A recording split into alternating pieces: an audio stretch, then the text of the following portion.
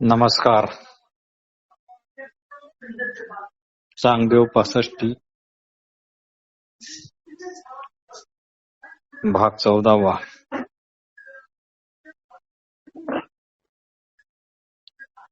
समारोप अर्थात चांगदेव 65 सारांश स्वरूपात.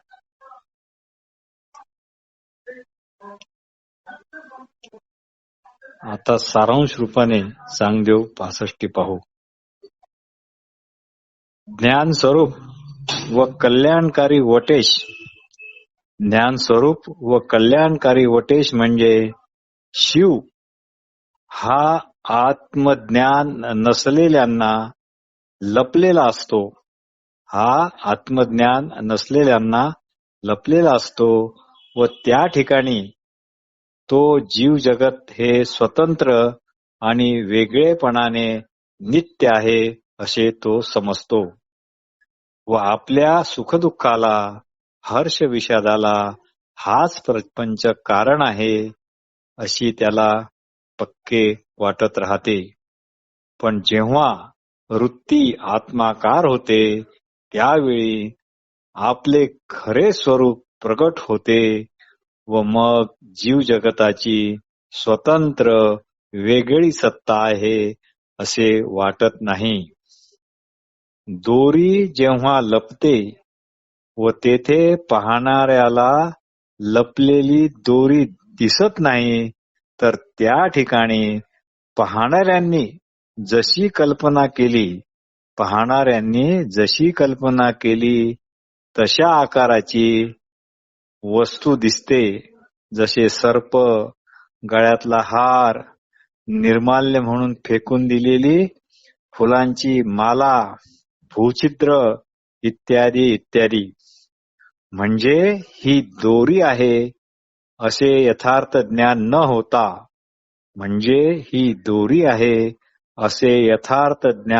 होता हे काहीतरी आहे असे जे काही खोटे आहे ते खरे वाटते.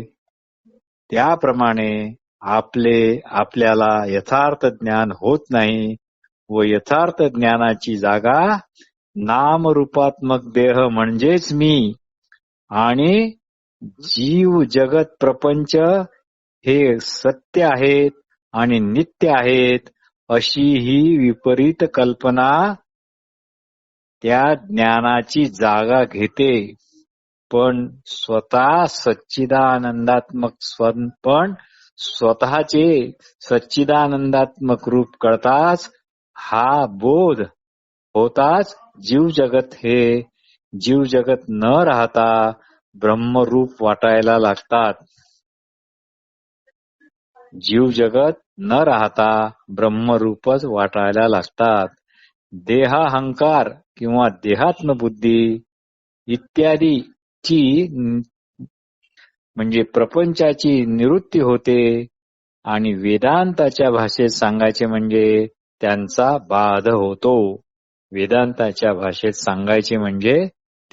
बाध होतो. म्हणजे आता ते सत्य किंवा नित्य असे वाटत नाही.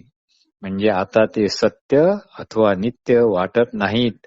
जेव्हा आपल्याला आपले चिदानंद स्वरूप कळते किंवा सच्चिदानंद स्वरूप कळते त्यावेळी हा जीव जगत प्रपंचाचा बाध होतो. म्हणजेच चिदानंद स्वरूपाचा बोध असला तर प्रपंच रचना वाटत नाही.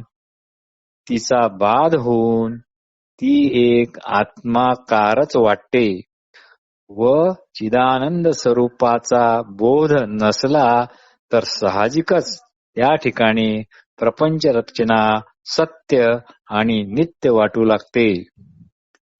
नित्य अशा चिदानंद स्वरूपाच्या ठिकाणी काही लपलेलेही नाही व काही प्रगटलेले पण नाही.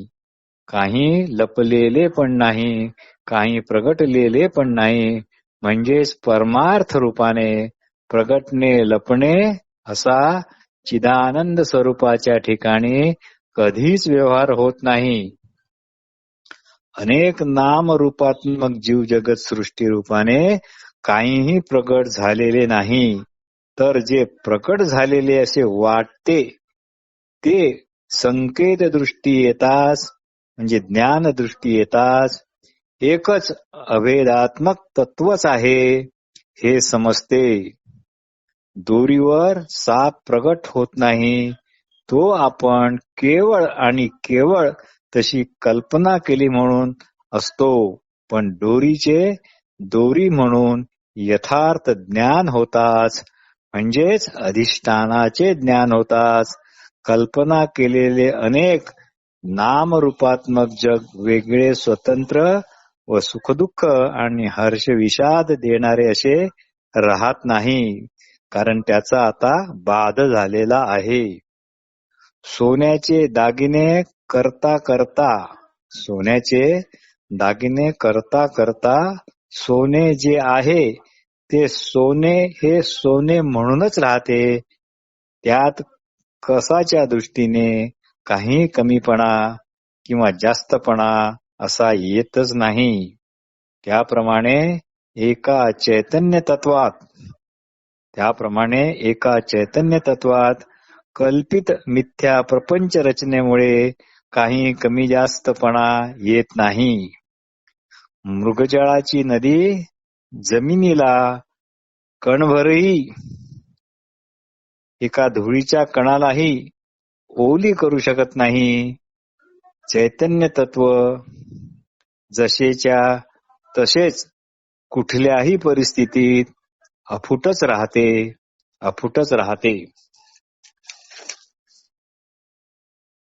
आकाशात मेघांची दाटी झाली तरी आकाश निर्विकार जसेच्या तसे आहे. लाटांची किंवा तरंगाची चोळी न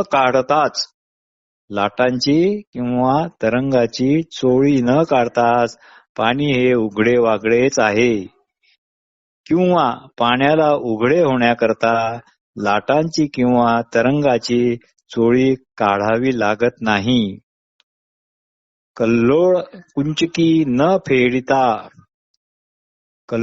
कुंचकी न फेडिताच उदक उघडे आहे. काही लोक कल्लोळ कुचक असा अर्थ करतात. कुचकचा अर्थ आहे अंगरखा. त्यांना कुंचकी शब्द योग्य,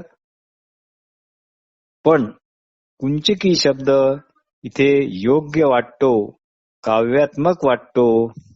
कदाचित कुंचकी शब्द वावडा वाटत असावा, म्हणून ते कुचक अंगरखा असा शब्द वापरत असावेत.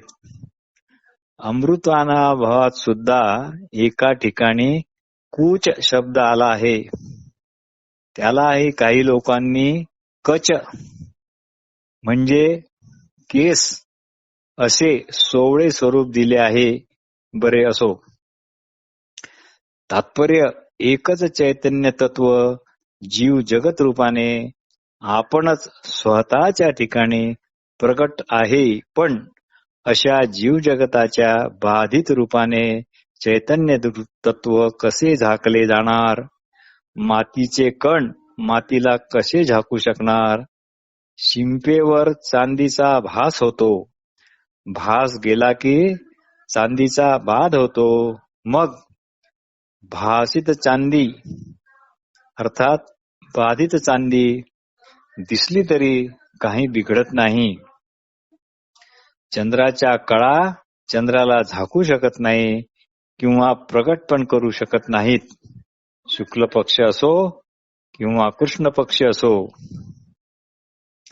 दीप हा अग्नीच आहे. दीप झाला म्हणून अग्नीत दाहक शक्ती नसते असे थोडीच आहे. तात्पर्य स्वतः सिद्ध आत्मभाव किंवा चैतन्य तत्व हे जसेच्या तसेच आहे. पण भेद शून्य असलेल्या स्थितीला आपण दृश्यद्रष्टा दर्शन अशा रूपाची समजतो. ते कसे होते? हे पाहू. हे कसे होते हे पाहू. गाढ झोपेत प्रथम आपण आपल्या स्थूल देहाला विसरतो. समजा थोड्या वेळाने गाढ झोप जाऊन स्वप्नावस्था आली.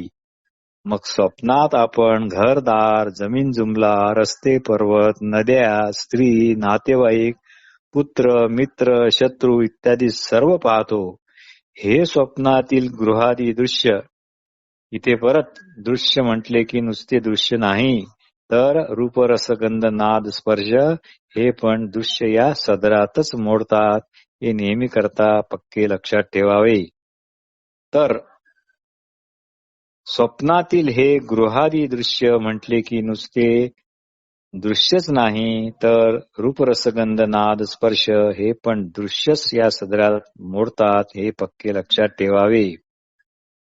म्हणजे स्वप्नातील गृहादी दृश्य हे दृश्य विषय व त्यांना अनुभवणारा स्वप्नद्रष्टा व त्या विषयाचे दर्शन, म्हणजेच झोपलेल्याला स्वतःच्या स्थूल देहाचे ज्ञान नाही, तरी त्रिपुटी रूपाने स्वप्नवृत्तीच तेथे नटलेली आहे. तसे भेदशून्य अशा चैतन्य तत्वात केवळ आत्मरूपाविषयीच्या अज्ञानामुळे जागृती अवस्थेत सुद्धा द्रष्टादृश्य दर्शन ही त्रिपुटी वावरते व वृत्ती आत्माकार झाली की ती या त्रिपुटीचा बाध करते. मग त्रिपुटी अशी बाधित झाली तर ती असली काय किंवा नसली काय काही फरक पडत नाही. दिवसा दिसणाऱ्या चंद्राप्रमाणे ती मग निरुपद्रवी राहते. वस्त्र म्हणजे केवळ सूत व मडके म्हणजे निव्वळ माती. हे यांचे म्हणजे सुताचे, वस्त्राचे, मातीचे आणि मडक्यांचे खरे स्वरूप कळताच कुठलाच आग्रह राहत नाही. मग सूत म्हणून वस्त्र असो की माती म्हणून मडके असो, काही फरक पडत नाही. आत्मचैतन्याचाच आधार घेऊन हे बाधित अनेक नामरूपात्मक जीव जगत भासते. जसे भिंतीचा आधार घेऊन भिंतीवर काढलेली चित्रे असतात. चित्राचा आनंद घ्या, पण लक्षात ठेवा आतून ही केवळ आणि केवळ भिंत आहे. आपण गुळाची भेली बनवतो त्यावेळी गुळातील गोडी भेली बनली असे म्हणता येत नाही. त्यावेळी गुळातील गोडी भेली बनली असे म्हणता येत नाही. त्याप्रमाणे नामरूपात्मक जगात आत्मतत्व असले तरी ते आत्मतत्व जगतरूप झाले नाही. म्हणजेच गुळाच्या भेलीत गोडीचा अन्वय आहे, म्हणजे व्याप्ती आहे, पण गुळाच्या गोडीत भेलीचा अभाव आहे, म्हणजेच तेथे व्यतिरेक आहे. याप्रमाणे ज्ञानरूप चैतन्य तत्वाचा जीव जगतामध्ये अन्वय आहे, व्याप्ती आहे, परंतु नामरूपात्मक जीव जगताची ज्ञानरूप चैतन्य तत्वात व्यतिरेक आहे, म्हणजे अभाव आहे. घट मातीचा आहे, पण माती म्हणजे घट नाही. अलंकार सोन्याचे, पण सोने म्हणजे अलंकार नव्हे, तसे हे समजावे.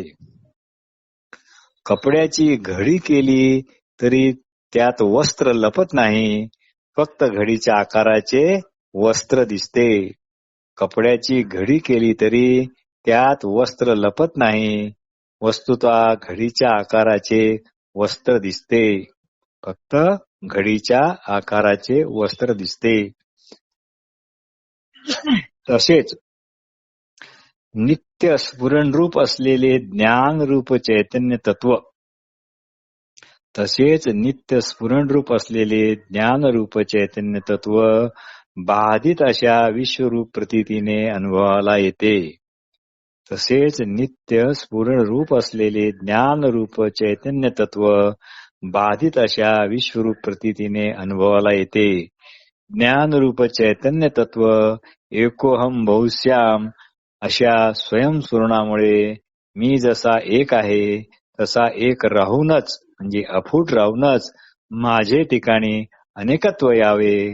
कारण स्वतःचे सुख स्वतःच भोगावे अशी मला या अशी या चैतन्य तत्वाला आवड निर्माण झाली आहे. त्यामुळे ज्ञानरूप चैतन्य तत्वच अनेक नामरूपात्मक अशा जीव जगत स्थितीने आपणच आपल्या पुढे पंच ज्ञानेंद्रियाच्या विषय रूपाने उभे झालेले आहे. त्या विषय ज्ञानात आवड निवड, हवे नको, प्रिय अप्रिय असे फाटे फुटतात, तरी पण ज्ञानरूप चैतन्यावर त्याचा काहीही परिणाम होत नाही. मुखाच्या ठिकाणी बिंबपणा वस्तुता नाही. मुखाच्या ठिकाणी बिंबपणा वस्तुता नाही. पण जेव्हा आरशात मुखाचे प्रतिबिंब पडते तेव्हा आणि तेव्हाच फक्त मुखाकडे बिंबपणा येतो. त्यामुळे दृश्य इत्यादी म्हणजे रूपरसगंध नाद स्पर्श यामुळे केवळ जाणीव मात्र असलेल्या ज्ञानरूप चैतन्याच्या ठिकाणी द्रष्टेपणा येतो. म्हणून द्रष्टा, दृश्य व दर्शन ही त्रिपुटी जर तत्वाचा विचार केला तर ती तीनपणाने नसून एक आत्मरूपानेच आहे. याचाच अर्थ आता त्रिपुटी बाधित राहूनच निष्क्रिय राहते, बाधित होते आणि निष्क्रिय राहते. दृश्य रूप प्रतिबिंब, द्रष्टा रूप बिंब म्हणजे आपण व पाहण्याची क्रिया म्हणजे दर्शन ही त्रिपुटी सत्य नाही. तिचा आता बाध झालेला आहे. फक्त एकटा बिंब प्रतिबिंब रहित असे एक म्हणजे फक्त एकटे बिंब प्रतिबिंब रहित असे एकटे एक चैतन्य तत्वच दृश्य द्रष्टा दर्शन अशा बाधित त्रिविधपणाने नांदत आहे. नामरूपात्मक दृश्य जगताच्या रूपरसगंध नाद स्पर्श यांच्या भासकाली ही दृश्य द्रष्टाभाव रहित अशी एक आत्मवस्तूच आपणच आपल्याला अति आवडीने पाहत आहे किंवा भोगत आहे. ब्रह्मवस्तूच ब्रह्मवस्तूला आवडीने पाहत आहे. असो, चांगदेवा, तुझे उपास्य जो वटेश त्याचा तू पुत्र आहेस. आता यापुढे तुझ्या माझ्यातील आत्मैक्याविषयी काही ऐक. ते असे, माझे उपदेशपर जे बोलणे होते आहे ते मनापासून ऐकणे म्हणजे जणू तळहाताने एकमेकांना मिठीत घेण्यासारखे आहे. जणू तळहाताने तळहाताला मिठीच देणे होय, गच्च आलिंगन देणे होय. आपण दोघे उभयता एका चैतन्य तत्वाशिवाय दुसरे काहीच नाही. म्हणून चांगदेवा, तुझ्या आत्मस्वरूपाचे चिंतन करणारा असा मी. म्हणून चांगदेवा, तुझ्या आत्मस्वरूपाचे चिंतन करणारा असा मी. मग मी मीपणाने राहत नाही. मग मी मीपणाने राहत नाही म्हणजे एकच ज्ञानरूप चैतन्य माझ्या रूपाने बोलत आहे व एकच ज्ञानरूप चैतन्य चांगदेव रूपाने ऐकत आहे. एकदा मीठ पाणी किती खोल आहे हे पाहण्याकरता समुद्राच्या पाण्यात शिरले, पण लगेच विरघळून नष्ट झाले. इतके पाणी खोल आहे हे आता कोण सांगणार? त्याप्रमाणे चांगदेवा, तुझ्या आत्मस्वरूपास ते कसे आहे?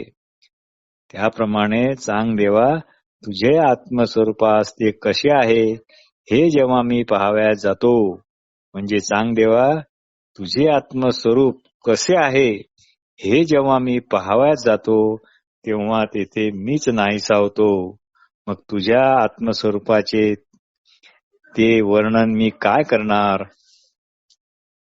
निबिड अंधार आहे, त्यात एक काळा माणूस आहे. अंधारामुळे काळ्या माणसाला काही दिसत नाही, किंबहुना त्याचा देहही काळ्या अंधारासारखा असल्यामुळे तोही त्याला दिसत नाही. पण या ठिकाणी मी आहे अशा असलेपणात तो आपल्या अस्तित्वाला पूर्णपणे जाणतो. तसा चांगदेवा आपल्या दोघांच्या ठिकाणी एकच एक आत्मभाव आहे असा अनुभव घे. आरशाच्या निमित्ताने पाहणाराच आपल्याला आपण पाहत असतो. आरशाच्या निमित्ताने पाहणाराच आपल्याला आपण पाहत असतो. हे चांगदेवा आपल्या उभताच्या ठिकाणी असा हा एकच एक आत्मभाव आहे. त्यामुळे माझा मीपणा व तुझा तूपणा नाहीसा होऊन आपली मूळची सिद्ध भेट झाली व आता फक्त उभयतांच्या ठिकाणी एकमेव आत्मभावच उरला आहे. हे चांगदेवा हा आपला संवाद जरी असला तरी तो आत्मभावाचे एकत्व न मोडताच होत आहे. या अर्थाने तुझी माझी भेट ही स्वतः सिद्धच आहे. तुझी माझी भेट ही स्वतः सिद्धच आहे. देहात्मबुद्धीमुळे मी तूपणा येतो. आत्मभावात तर हे काहीच नसते. अभेदत्व हेच आत्मभावाचे खरे रहस्य होय. दिवा प्रकाशित होऊन खरे तर आपलेच स्वरूप प्रकट करतो. दिवा प्रकाशित होऊन खरे तर आपलेच स्वरूप प्रकट करतो. तसे तू यथार्थ आत्मस्वरूपाला स्वयंप्रकाशत्वाने समजून घे व आपल्या तात्विक स्वरूपाला पहा. देहात्म बुद्धी टाकून आपल्या असंग साक्षीत्वाकडे लक्ष दे. हे असे लक्ष असणे म्हणजेच आपण आपल्याला समजणे होय. हे असे लक्ष असणे किंवा लक्ष देणे म्हणजेच आपण आपल्याला समजणे होय. प्रलयाच्या वेळी सर्वीकडे पाणीच पाणी होते. सर्व नद्यांचे उगम हे हरपतात. त्याप्रमाणे चांगदेवा आत्माकार वृत्ती धारण कर, म्हणजे तुझी जीवदशा पार नद्यांच्या उगमासारखी कायमची लुप्त होईल आणि तुझी देहात्म बुद्धी पण नाहीशी होईल. हे चांगदेवा, तुला आमचे हेच सांगणे आहे की ही आत्मज्ञान संपत्ती आता आपणहून तुझ्या घरी आली आहे. ज्ञान संपत्ती म्हणजे तत्पद लक्ष ब्रह्म. ज्ञान संपत्ती म्हणजे तत्पद लक्ष ब्रह्म आणि तम पद लक्ष कुटस्थ यांचे स्वरूप एकच आहे हे समजणे होय.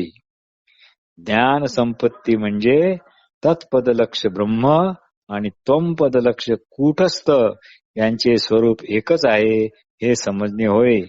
म्हणजेच घटाकाश म्हणजेच महाकाश. घटाला फोडून महाकाशाशी मिळण्याची जरुरी नाही. कारण घट जशाच्या तसा असला तरी घटाकाशात व महाकाशात काहीही फरक नाही.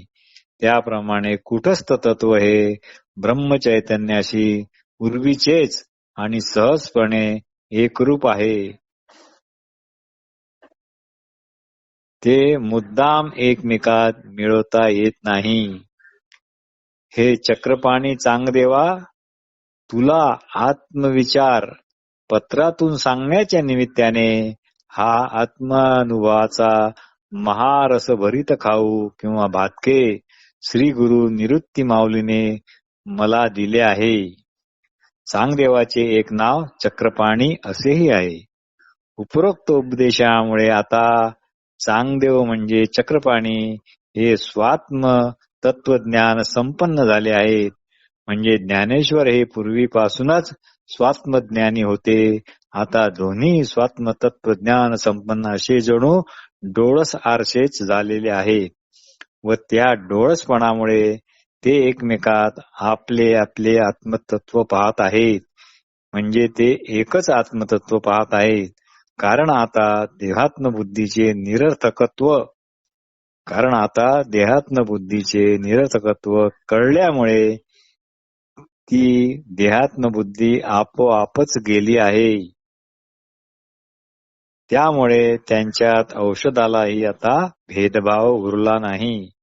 आता ज्ञानेश्वर महाराज या चांगदेव 65 ग्रंथाचे ग्रंथफळ काय आहे ते सांगतात. ते म्हणतात, या 65 ओव्यांचा जो आरसा करून, या ओव्यांचा विचार करून याचे निधिध्यासन करेल, तो खरोखर जिज्ञासी असेल, त्यालाच, जो खरोखरच जिज्ञासू असेल त्यालाच आणि त्यालाच या ओव्या आरशाप्रमाणे फल देतील. आरशाप्रमाणे फल म्हणजे जसा आरसा पाहणाऱ्याला त्याच्या मुखाचे ज्ञान करून देतो व ते सदैव जागच्या जागीच मुख कसे आहे तसेच आहे.